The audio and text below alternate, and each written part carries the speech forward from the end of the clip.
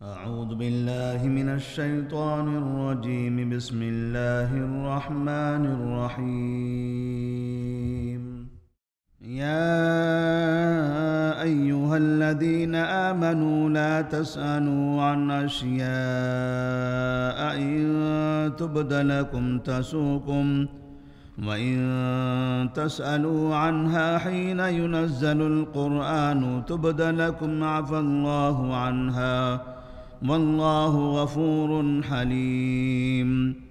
قد سألها قوم من قبلكم ثم أصبحوا بها كافرين.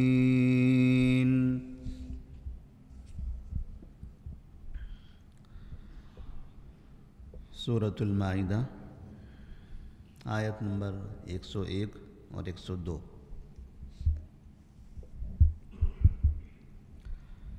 اللہ تبارک و تعالیٰ نے اس سے پہلے کی آیات میں جب طیب اور خبیث چیزوں کے درمیان فرق کرنے کا حکم دیا اور حلال و حرام میں تمیز کرنے کی تلقین فرمائی، اور جو حرام ہے، جو ناجائز ہے، جو ناپسندیدہ ہے، خبیث ہے، ایسی چیزوں سے بچنے کا حکم دیا، تو اس کے بعد اللہ تبارک و تعالی خواہ نبی کریم صلی اللہ علیہ وسلم سے سوالات کرنے سے منع فرماتا ہے.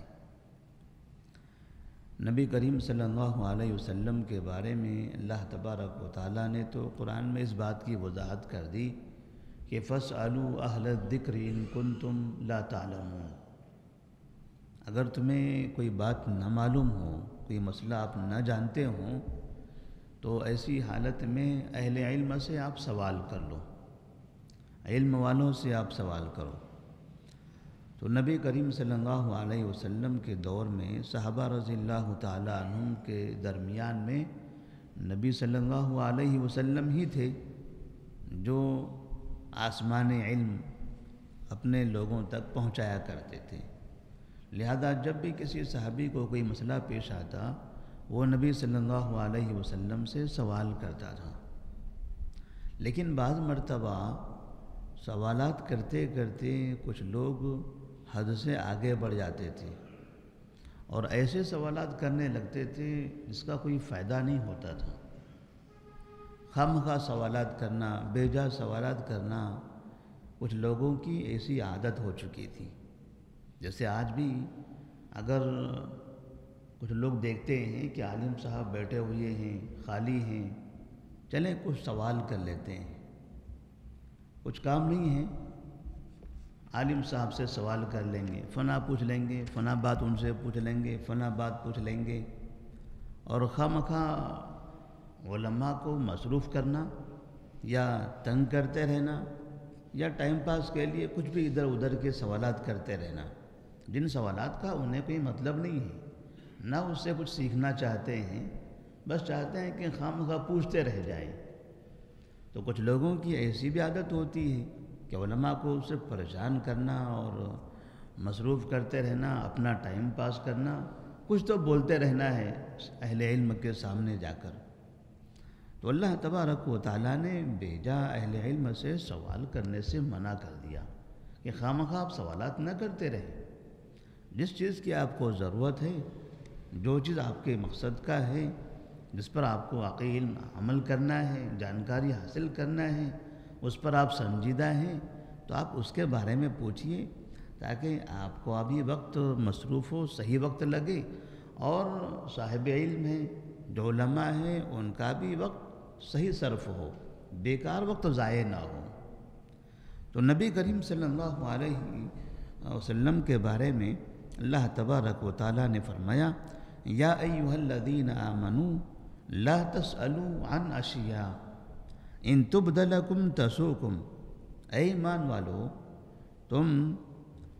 تم ایسی چیزوں کے بارے میں سوال نہ کرو کہ ان تبد لکم تسؤکم، اگر ان کا تمہیں جواب دے دیا گیا تو تمہیں برا لگے، تمہارا نقصان ہو جائے. ایسی چیزوں کے بارے میں سوالات نہ کرو کہ اگر اس سوال کا جواب دے دیا گیا تو معلوم پڑا کہ تم پھنس گئے. اس لیے خامخواہ نہ پوچھو. کچھ چیزیں ایسی ہیں جن کے بارے میں شریعت نے خاموشی اختیار کر رکھی ہیں، تم بھی خاموش رہو. کریدنے کی کوشش نہ کرو. کریدتے جاؤ گے اور ہر سوال کا جواب ملتا جائے گا تو کہیں ایسا نہ ہو کہ آپ مشکل میں پھنس جاؤ. جیسے نبی کریم صلی اللہ علیہ وسلم نے ایک مرتبہ صحابہ رضی اللہ تعالیٰ عنہم سے کہا کہ ان اللہ فرض علیکم الحج فحجوا، کہ اللہ تبارک و تعالیٰ نے آپ کے اوپر حج فرض کیا ہے، لہذا آپ حج کرو. حج فرض ہے، آپ حج کر لو. تو کسی نے پوچھا یا رسول اللہ صلی اللہ علیہ وسلم افی کل عام یا رسول اللہ، اے اللہ کے رسول صلی اللہ علیہ وسلم کیا ہر سال؟ تو آپ خاموش رہے. اس نے پوچھا افی کل عام یا رسول اللہ، کیا ہر سال؟ پھر بھی آپ خاموش رہے. پھر وہ پوچھتا ہے افی کل عام یا رسول اللہ، کیا ہر سال حج کرتے رہنا ہے؟ ہر سال حج فرض ہے؟ آپ اس آدمی کے سوال سے تنگ آ گئے. آپ نے کہا میں نے کہا ہے کہ حج فرض ہوا ہے، حج کر لو، تو آپ یہ پوچھنا چاہ رہے ہو کہ ہر سال حج فرض ہو گیا؟ ہر سال حج کرنا ضروری ہے. کیوں؟ اگر آپ اتنا حکم لے لیتے تو آپ کو بات سمجھ میں نہ آتی. لو قلت نعم لوجبت، اگر میں اس کے جواب میں کہہ دیتا ہاں، اس شخص کے سوال کے جواب میں کہہ دیتا ہاں لوجبت، تو یہ حج ہر سال کے لیے فرض ہو جاتا. جب آپ کو کہہ دیا کہ حج فرض ہے، حج کر لو، تو حج کوئی بھی انسان ہر سال نہیں کر سکتا. ہر سال کرنا یہ انسانوں کی بس کی بات نہیں ہے. یہ نماز نہیں کہ محلے کے مسجد میں جا کر نماز پڑھنا شروع کر دو. یہ حج ہے. دنیا کے کسی بھی کونے میں رہیں آپ کو مکہ آنا پڑے گا. اور اگر صاحب استطاعت پر ہر سال حج فرض ہو جائے تو صاحب استطاعت مسلمان دنیا میں کتنے ہوتے ہیں؟ بہت ہوتے ہیں. ایک سال کے جو صاحب استطاعت ہوتے ہیں، ایک سال آنے والے، ان کو سنبھالنا مشکل ہے. اگر ہر سال جو ترقی کرتے چلے جا رہے ہیں، جن کے پاس دولت آ رہی ہے، وہ سب کے سب وہاں پہنچتے چلے جائیں گے تو مکہ مدینہ یہ سارے شہر خالی کر دینا پڑے گا ان کو. سب حاجیوں کے لیے ساری زمینیں خالی کر دینی پڑیں گی. کتنے لوگ جائیں گے؟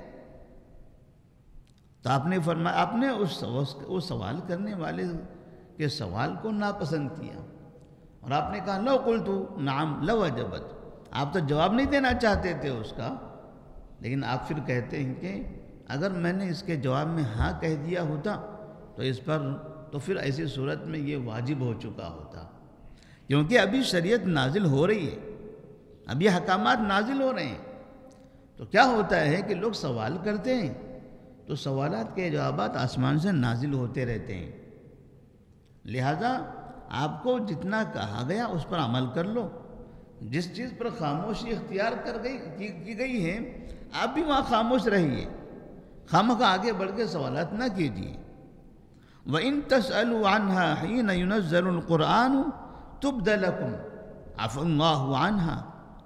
اور اگر تم ایسی چیز کے بارے میں، اگر تم اس چیز کے بارے میں سوال کرو گے ایسے وقت میں جب کہ قرآن مجید نازل ہو رہا ہے، تو تُبْدَ لَكُمْ، تو پھر تمہیں جواب دیا جائے گا. کیونکہ سوال کے جواب کے لیے بعض مرتبہ قرآن مجید کا نزول ہوتا ہے. تو قرآن مجید کا نزول کا دور ہے. آپ سوالات کرو گے تو کبھی قرآن مجید نازل ہوگا. کبھی ایسا ہو سکتا ہے کہ وہ ایسی آیت نازل ہو جائے کہ جس کی وجہ سے آپ پریشان ہو جائیں، یا پھر آپ کی ضرورت کا سوال ہے، آپ کو اس کی ضرورت ہے اور وہ سوال اہم ہے، تو آپ سوال کیجئے، قرآن مجید کا نزول ہوگا اور اس کا آپ کو جواب دے دیا جائے گا. جیسے ایک مرتبہ ایک خاتون آتی ہے نبی صلی اللہ علیہ وسلم کے دربار میں. اس کے پاس 2 بچیاں تھیں. چھوٹی 2 بچیوں کو لے کر نبی کے دربار میں حاضر ہوتی ہیں اور کہتی ہیں یا رسول اللہ صلی اللہ علیہ وسلم یہ 2 بچیاں ہیں، جنگ احد میں ان کے والد کا انتقال ہو گیا، جنگ احد میں آپ کے ساتھ ان کے والد شریک تھے اور شہید ہو گئے۔ ان کے والد کی شہادت کے بعد والد کی جو جائیداد تھی وہ جائیداد ان کے بھائی نے لے لیا۔ اب آپ بتائیے یہ 2 بیٹیاں ہیں اور میں ہوں اس کی بیوی، یہ ہم 3 عورتیں ہیں، ہمارے پاس کچھ بھی نہیں ہے۔ جن کا انتقال ہوا تھا ان کے بھائیوں نے ساری جائیداد لے لی۔ اب یہ بچیوں کا نکاح کیسے ہوگا، ان کی تربیت ہم کیسے کریں گے، ان کو بڑا کیسے کریں گے جب ان کے باپ کا کوئی پیسہ ان کے پاس نہ ہو؟ تو بھلا اب یہ عورت ذات کیا کرے گی، ان کی تربیت کیسے ہوگی؟ تو آپ صلی اللہ علیہ وسلم نے ان سے کہا کہ ٹھیک ہے، وہ ہونا کیا چاہیے، ان کے باپ کی جائیداد کی تقسیم کیسے ہونی چاہیے، تو اس کے لیے تھوڑا انتظار کرنا پڑے گا۔ اللہ تبارک و تعالیٰ کے حکم کا انتظار کریں گے کہ اس کا مسئلہ کیا ہے۔ تو آپ نے ان سے کہا تھوڑی دیر انتظار کیجیے، تھوڑی دیر انتظار کیجیے۔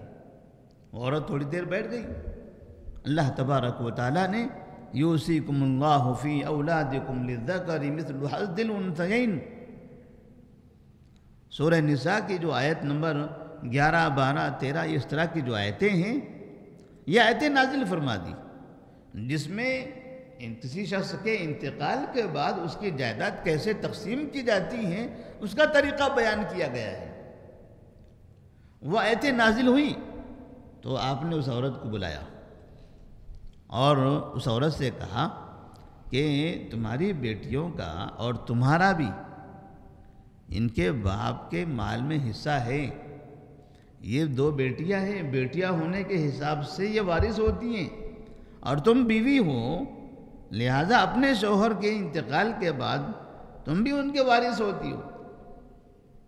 پھر ایسی صورت میں آپ صلی اللہ علیہ وسلم نے 2 بیٹیاں، یہ بیوی، ان کا حصہ نکالا ان کی جائیداد میں سے، اور جو بچیوں کے چچا تھے ان کو بلایا اور ان سے کہا کہ اتنا مال دونوں کو دو اور اتنا مال یہ بیوی کو دو اور باقی بچا ہوا تم لو۔ تو 2/3 بیٹیوں کا حصہ نکالا گیا اور 1/8 بیوی کا حصہ نکالا گیا، اور باقی جو بچ گیا وہ بچا ہوا مال وہ اس شخص کے بھائی کو دے دیا گیا۔ اس طرح سے آپ نے تقسیم فرمائی۔ تو یہ سوال ہوا تھا، ایک سوال کا جواب آپ نے دیا، لیکن سوال کے جواب میں آپ کو انتظار کرنا پڑا، قرآن مجید کی آیت نازل ہوئی۔ تو ظاہر سی بات ہے یہ سوال بھی اہم تھا، یہ سوال پوچھنا بھی ضروری تھا، اور اس کے جواب میں جو آیتیں نازل ہوئی دنیا میں آج تک اس کی اہمیت کا ہمیں اندازہ ہے۔ جو انسان مرتے ہیں، انسان کے مرنے کے بعد جو جائیداد ان کی رہ جاتی ہے اس کا کیا کرنا چاہیے، ظاہر سی بات ہے یہ بہت بڑا مسئلہ ہے تمام مسلمانوں کے لیے۔ تو اگر کوئی اہم سوال ہو اس طرح سے تو ایسے سوال کر لینا چاہیے جس سے خود کو فائدہ ہو اور ساری دنیا کے لوگوں کو بھی فائدہ ہو۔ لیکن خواہ کوئی آ کر سوال کرے، جیسے کوئی آتا تھا کہتا تھا اے اللہ کے رسول صلی اللہ علیہ وسلم آپ بتائیے میرا باپ کون ہے؟ یہ کیا بات ہوئی؟ کبھی پوچھتے آپ بتائیے میرے باپ کہاں ہوں گے، جنت میں ہوں گے جہنم میں ہوں گے؟ کہا یہ سوالات ہیں، اس طرح کے سوالات کیے جاتے ہیں۔ تو اللہ تبارک و تعالیٰ نے فرمایا یا ایھا الذین آمنوا لا تسألوا عن اشیاء ان تبد لکم تسؤکم، اے لوگوں آپ ایسی چیزوں کے بارے میں سوال نہ کرو کہ اگر ان کے بارے میں آپ کو بتا دیا گیا تو آپ کو برا لگے گا۔ تو جس شخص نے سوال کیا تھا بتائیے میرے باپ کہاں ہوں گے، آپ نے کہا جہنم میں ہوں گے، آپ نے کہا جہنم میں ہوں گے۔ اب ظاہر سی بات ہے بیٹے کو یہ پتہ چل جائے دنیا میں ہی کہ میرا باپ جہنم میں ہے تو اب تکلیف تو ہوگی نا۔ تو آپ نے کہا پھر سوالات نہ کرو اس طرح کی باتیں، ایسی باتیں نہ پوچھو ہم سے. لا تسألوا عن اشیاء ان تبد لکم تسؤکم وان تسألوا عنها حين ينزل القرآن تبد لکم. اور اگر آپ سوال کرو گے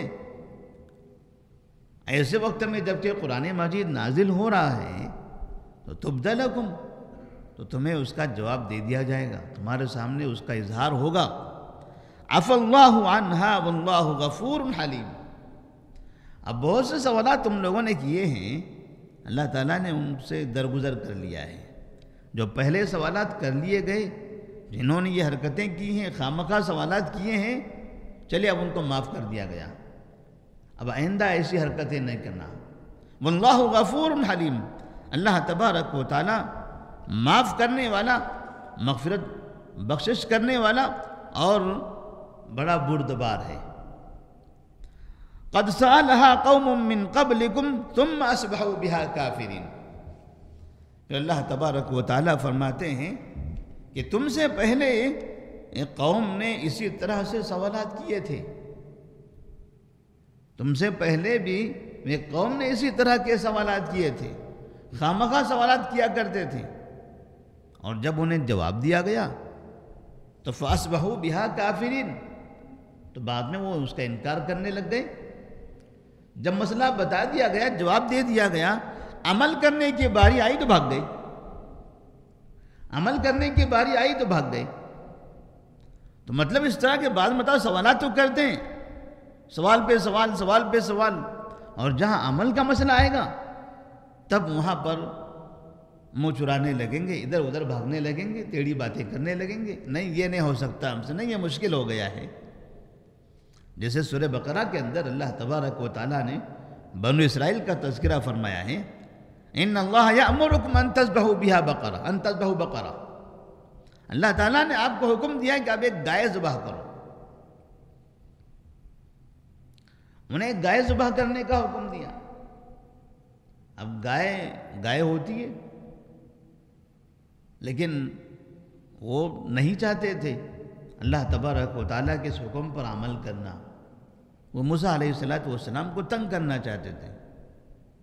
جب اللہ تعالیٰ نے یہ فرمایا ان اللہ یأمرکم ان تذبحوا بقرہ قالوا اتتخذنا ہزوا قال اعوذ باللہ ان اکون من الجاہلین قالوا ادع لنا ربک یبین لنا ما ہی.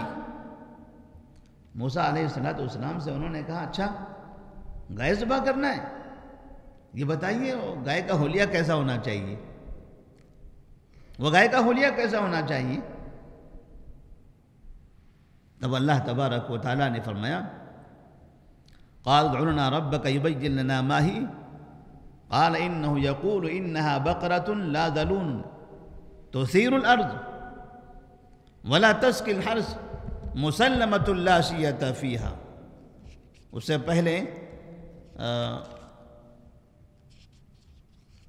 قال ادع لنا ربک یبین لنا ما ہی قال انه یقول انها بقرة فارض لا فارض ولا بکر عوان بین ذلک فافعلوا ما تؤمرون. کہا کہ ایسی گائے ہونا چاہیے جو نہ بوڑھی ہو نہ بچی ہو، درمیانہ ہو، درمیانی ہو. جب یہ کہہ دیا گیا کہ درمیانی ہو، نہ بوڑھی ہو نہ کم عمر ہو، تب انہوں نے فرمایا کہ قال ادع لنا ربک یبین لنا ما لونها. آپ اللہ تعالیٰ سے پوچھئے کہ اللہ تبارک و تعالیٰ اس بات کی وضاحت کرے کہ اس کا رنگ کیسا ہونا چاہیے. آپ رنگ کے بارے میں پوچھئے. قال انه یقول انها بقرة صفراء فاقع لونها تسر الناظرین. تو اللہ تبارک و تعالیٰ نے فرمایا کہ وہ پیلی اور چمکدار ہونا چاہیے، زرد رنگ کی ہونی چاہیے. پھر بھی یہاں وہ خاموش نہیں رہے، انہوں نے کہا کہ ذرا اور اچھی طرح سے پوچھ لیجئے. قال ادع لنا ربک یبین لنا ما ہی، ذرا اور اچھا پوچھ لیجئے کہ اور کیا کیا حلیہ ہونا چاہیے، کیسے ہونا چاہیے. تب ان البقرہ تشا ما ہی قال انه یقول انها بقرة لا ذلول تثیر الارض ولا تسقی الحرث مسلمۃ لا شیۃ فیہا. تب وہاں اللہ تبارک و تعالیٰ نے فرمایا کہ وہ کھیتی کرنے والے نہ ہو، پانی لانے والی نہ ہو، وہ تر و تازہ ہو، مضبوط ہو، اچھی ہو، ہے نا، اس طرح کا انہیں جواب دیا گیا۔ تب انہوں نے کہا قالوا الآن جئت بالحق فذبحوها وما كادوا يفعلون۔ جب انہوں نے دیکھا کہ سوال جتنے کیے جا رہے ہیں تو اس کے جواب میں تھوڑا سا خاص طور پر اچھی پابندیاں ہی دکھائی دے رہی ہیں، اور بڑا ڈیمانڈ ہو رہا ہے اس کے اندر، عجیب عجیب طرح کی خاصیتیں بیان کی جا رہی ہیں۔ اگر اور ہم سوال کرنے لگ جائیں گے تو اور نئے نئے طریقے کی صفتیں بیان کر دی جائے گی، وہ گائے ملنا ہمارے لیے مشکل ہو جائے گی، وہ مہنگی ہوگی تو خریدنا مشکل ہو جائے گا۔ اب انہوں نے کہا قالوا الآن جئت بالحق، بس اب آپ نے صحیح بتا دیا ہے، اب آگے کوئی سوال کرنے کی ضرورت نہیں ہے۔ فذبحوها وما كادوا يفعلون، تب انہوں نے وہاں پر وہ گائے ذبح کی، حالانکہ وہ گائے ذبح نہیں کرنا چاہتے تھے، وہ گائے ذبح نہیں کرنا چاہتے تھے، بس وہ سوالات کر کر کے پریشان کرنا چاہتے تھے۔ جیسے بعض مرتبہ حیدرآباد کے بارے میں ایسی باتیں کہی جاتی ہیں کہ اگر کوئی مہمان چلا جائے تو مہمان نوازی کرنی ہے اس کی، تو کہتے ہیں چائے پیو گے؟ تو سامنے والا کہتا ہے کیوں نہیں؟ کہا دودھ کی پیو گے یا کالی چائے پیو گے؟ تو سامنے والا کہتا ہے دودھ کی پئیں گے۔ یہ سوال کرتا ہے جب بھینس کی دودھ کی پیو گے کہ گائے کی دودھ کی پیو گے؟ اب اس طرح سے یہ میزبان انسان مہمان سے ایسے سوالات کرتا رہتا ہے، آخر میں وہ مہمان سننے والا تنگ آ جاتا ہے، کہا کچھ بھی نہیں چاہیے، رہنے دو، چائے نہیں پینا ہے آپ کی۔ اب بھینس کی دودھ کی پیو گے، گائے کی دودھ کی پیو گے؟ وہ کہیں گے تو کہیں گے پانی کون سا پانی چاہیے، نل کا پانی چاہیے، بور کے پانی کی پیو گے؟ مطلب یہ کہ سامنے والے کو تنگ کرنا ہے۔ تو یہ ایک عام رواج بھی ہے، بعض مرتبہ اس طرح کی کچھ لوگوں کی عادتیں بھی ہو جاتی ہیں۔ تو یہ جو سوالات کا مسئلہ ہے، اللہ تبارک و تعالیٰ نے یہاں پر قوم سے نبی کے بارے میں کہا کہ نبی سے اس طرح کے بیکار سوالات نہ کریں، کیونکہ بیکار سوالات کرنے والی اس سے پہلے کی قومیں تباہ ہوئی ہیں۔ اللہ نبی کریم صلی اللہ علیہ وسلم فرماتے ہیں ذرونی ما ترکتم فإنما أهلك من كان قبلكم كثرة سؤالهم واختلافهم على أنبيائهم، کہ تمہیں جن باتوں سے منع کیا گیا اس سے رک جاؤ، جن باتوں سے روکا گیا ہے اب اس سے رک جاؤ، اور خواہ مخواہ سوالات کرنے سے بچو، اس لیے کہ تم سے پہلے جن لوگوں کی ہلاکت ہوئی ہے ان کو ان کے زیادہ سوالات نے اور انبیاء سے زیادہ اختلاف کرنے میں یا انبیاء کے پاس کثرت سے آنے نے ان کو برباد کر دیا، کہ وہ بار بار آتے تھے، بار بار سوالات کرتے تھے، بار بار آتے تھے، بار بار سوالات کرتے تھے، تو یہ بار بار سوالات کرنے نے ان کو برباد کر دیا۔ تو خواہ مخواہ سوالات نہ کریں۔ تو اسی طرح سے ہم ہمارے معاشرے میں بھی دیکھتے ہیں، جیسے میں نے شروع میں کہا کہ بعض مرتبہ لوگ خواہ مخواہ علماء سے سوالات کرنے لگتے ہیں، اور ان سوالات کا جواب انہیں مقصد نہیں ہوتا ہے، نہ ان سے کچھ علم حاصل کرنا ہوتا ہے، بس ٹائم نہیں ہے، دیکھا عالم صاحب بیٹھے ہوئے خالی ہیں، چلیں کچھ تو بولنا شروع کر دیں گے۔ تو اللہ تبارک و تعالیٰ نے فرمایا قد سألها قوم من قبلكم ثم اصبحوا بها کافرین، تم سے پہلے ایک قوم نے بھی اس طرح سے اپنے نبیوں سے سوالات کیے تھے، اور پھر جب انہیں سوالات کے جوابات دیے گئے تب وہاں پھر وہ اس کا انکار کرنے لگ گئے، کیونکہ جتنے سوالات زیادہ ہوتے گئے اتنی ہی پابندیاں لگتی چلی گئی، اتنے ہی نئے فرمائش ہوتی گئی، نئے صفات بیان کیے گئے، سختیاں پڑ گئی، اور جب سختی ہو گئی تب انہوں نے اب عمل کرنے سے انکار کر دیا۔ تو اللہ تبارک و تعالیٰ سے دعا ہے کہ اللہ تبارک و تعالیٰ ہمیں اپنے وقت کے ضیاع سے محفوظ رکھے، اور خواہ مخواہ اپنے وقت کو سوالات میں، جوابات میں، اس طرح کی بیکار باتوں میں وقت ضائع کرنے سے ہم سب کو بچائے، کیونکہ نبی نے فرمایا کہ ان اللہ کرہ لکم قیل وقال وکثرت السؤال واضاعت المال، کہ اللہ تبارک و تعالیٰ تمہارے لیے ناپسند کرتا ہے قیل و قال کو. قیل و قال یعنی ادھر ادھر کی باتیں بیان کرنے کو ناپسند کرتا ہے. اس نے کہا، اس نے کہا، فلاں نے ایسا کہا، فلاں کا ایسا ہے، ایسے کہا جاتا ہے، ویسے کہا جاتا ہے. ادھر ادھر کی لوگوں کی باتیں مت بیان کرو، قرآن و حدیث بیان کرو. لوگوں کی باتیں بیان کرنا یہ اللہ ناپسند کرتا ہے، اور زیادہ سوال کرنے کو بھی اللہ ناپسند کرتا ہے. اسی طرح مال ضائع کرنے کو اللہ تبارک و تعالیٰ ناپسند کرتا ہے. تو آپ صلی اللہ علیہ وسلم نے 3 باتوں کا ذکر کیا کہ 3 ایسی چیزیں ہیں جس کو اللہ تعالیٰ ناپسند کرتا ہے، ان میں سے ایک زیادہ سوال بھی ہیں. تو اللہ تبارک و تعالیٰ ہمیں ایسی چیزوں سے محفوظ رکھے. السلام علیکم ورحمۃ اللہ وبرکاتہ.